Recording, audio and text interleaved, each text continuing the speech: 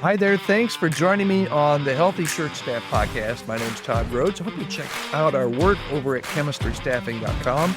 I'm one of the co-founders over there. And today we are continuing to unpack the 10 discoveries that we discovered in our chemistry staffing church staff health assessment that we just completed. We just released the results about a week ago.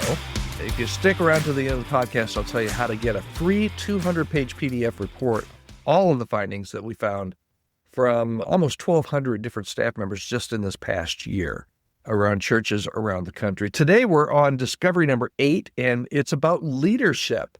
It's about leadership and conflict, okay?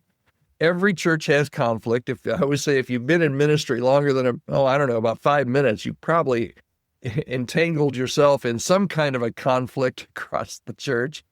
And the one today touches the thing most church leaders try to avoid, and that's conflict. Conflict, if it's not at your church right now, chances are it's February. Guess what? You're probably going to have some kind of conflict this year, if not even by the end of this month or this week or even the end of today.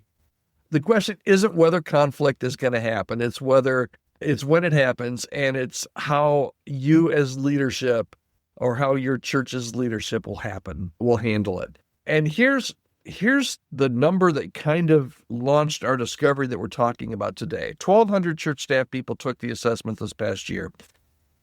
Here are the results. It's really kind of stark. Only 54%, just a little over half, 54% of staff believe that leadership at their church handles conflict constructively. That means nearly half, if I'm doing my math right, 46% or so. Might be a little more, might be a little less in your church, but national average, about 46%, almost half of your team watches conflict unfolds and sits back and kind of rubs their chin and thinks, this probably won't end well. Now, from our participants, 24% are in the red zone. They've seen enough to know leadership avoids or mishandles conflict. And the truth is, unresolved conflict is one of the leading drivers of staff departures. I hear all the stories all the time. As one of the co-founders at Chemistry Staffing, I talk with candidates, people all the time that are in the middle of a transition. And the reason is because their church doesn't know how to handle conflict, or they just avoid conflict altogether. Matter of fact, a lot of churches are just absolutely terrible at it. So I'm going to take and hopefully unpack 4 different insights today on this idea of leadership and conflict. Okay, first insight, in this discovery is, look, churches, not every church, but a lot of churches are just uniquely bad at conflict. We preach about grace and forgiveness and turning the other cheek. Sometimes we just spiritualize avoidance, right? We call it, maybe we say keeping the peace, but there's a difference between peacemaking and peacekeeping. Peacemaking confronts the issue and works toward the resolution. Peacekeeping, however, pretends that the issue doesn't even exist and just hopes that it goes away. And most churches, a lot of churches anyway, I don't want to stereotype or overemphasize this point. Most churches, though, are peacekeeping cultures, and it's destroying teams.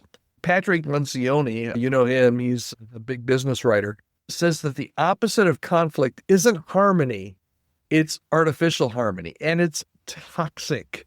So that brings me to insight number 2, what staff actually experience in a lot of our churches. And this is what we heard through their narratives. We asked them, hey, tell us a little bit more about your situation. This is some of the things that they told us as a result of taking this year's church staff health assessment.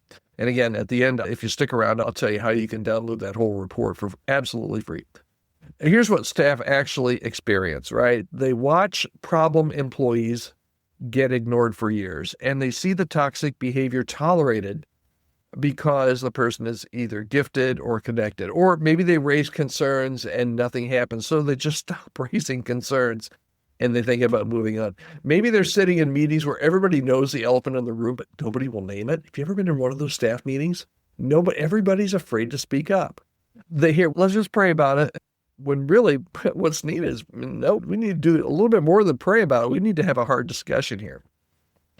Now, listen, praying's good. Don't put me down as saying praying about it isn't a good thing. But prayer isn't a substitute for leadership. And sometimes I think we kind of think that it is, and it's not. When your staff see conflict avoided, they learn the real rules. And these are the unspoken rules. Don't rock the boat. Let's just keep everything comfortable. Okay? Over time, though, and this is my insight number 3, over time, if you do that, if you just try to be the peacekeeper, the cost of conflict is going to show up. Unresolved conflict, and you know this. You tell yourself it'll get better. You know what? It doesn't. Unresolved conflict does not disappear. Ever. It metastasizes. It gets worse. Small tensions become silent resentment that becomes public explosion. Your best staff leave because, quite frankly, they're tired of working around the problem because everyone pretends it doesn't exist. Meanwhile, the difficult person, they're the ones that stay because no one will address them. You lose your healthiest people to protect sometimes the most dysfunctional people. That's not grace. That's just, can I call it out? It's just leadership failure. Every departure that you didn't see coming, there's a good chance that unresolved conflict was somewhere, had something to do with it. Okay, so insight number 4, what does healthy conflict leadership look like? Okay? I'm going to give you some advice. It's always easier said than done. And it's always easier to look back in retrospect at what you should have done and what you could do better. Okay? I'm not saying that this is easy, and I'm not saying that I'm giving you anything that's like rocket science here. Okay? It's really pretty simple. It's just easy. It's just harder to do than it is to say. Here's the reality. You just need to, when you know there's an issue, you need to address the issue. Right? That's not rocket surgery at all, right? If you know there's an issue, address the issue early. Address the issue when it's small and when it's manageable. Have that conversation that everybody knows needs to happen, but nobody wants to initiate. That's part of leadership, is having those tough conversations. You need to be direct and kind. Those aren't opposite. You can speak truth and still maintain your dignity. And make sure that you don't let, they're really gifted, excuse toxic behavior. There's an old proverb that says, faithful are the wounds of a friend. And sometimes love looks like a hard conversation. So here's the bottom line for today. Because this is a big deal. 54% of nationally, our church staff, 54% believe that leadership handles conflict. 54% believes they handle it well. 46%, almost half, didn't agree with that. They say, no, we don't know how to handle conflict. Conflict avoided is trust destroyed. The bottom line is, when your staff don't believe your leadership will handle conflict well, they'll stop bringing concerns forward. And when they stop bringing those concerns forward, a lot of times they start planning their exit.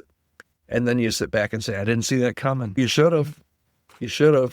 It all starts with identifying one conflict on your team that everybody knows about, but no one has addressed. Honestly, you probably know what that is. If there's something there, you probably know what that is. Have the conversation this week. Be direct, be kind, but don't wait for it to get worse. And if you can't think of anything, just ask somebody on your team, hey, is there any tension here I'm missing? Is there any tension on this team that you don't think I see, or anything that you think that I'm avoiding? And then prove them wrong by actually addressing it. That's my advice for today. This is just one of 10 discoveries that we're sharing that came out of our Healthy Church Staff Health Assessment. We've compiled everything into a free 200-page report, PDF report, absolutely free. You can download it now at churchstaffhealth.com. We've also added some, if you're interested, we've also added some additional reports this year that you can order. One is a church report. So if you like what's in the 200-page report, if it fascinates you and you're like, this is the national average, I wonder what it's like for my team at my staff. We can run those numbers for you, and you can actually see, here are the national results. Here are the results of our team, what they have self-reported. Could be really insightful. And maybe you're just a staff member that wants to know how you individually compare in all those 7 areas. We've got an individual report that you can order as well. You can get all the information on all of that at churchstaffhealth.com. All right, it's a big issue, leadership and conflict. Tomorrow, we're going to come back with discovery number 9, and we're going to call this the 3-year decline. 3-year decline. And it's a big discovery we made in the report this year, and we're going to talk about it tomorrow. You'll join us right here on the Healthy Church Staff Podcast.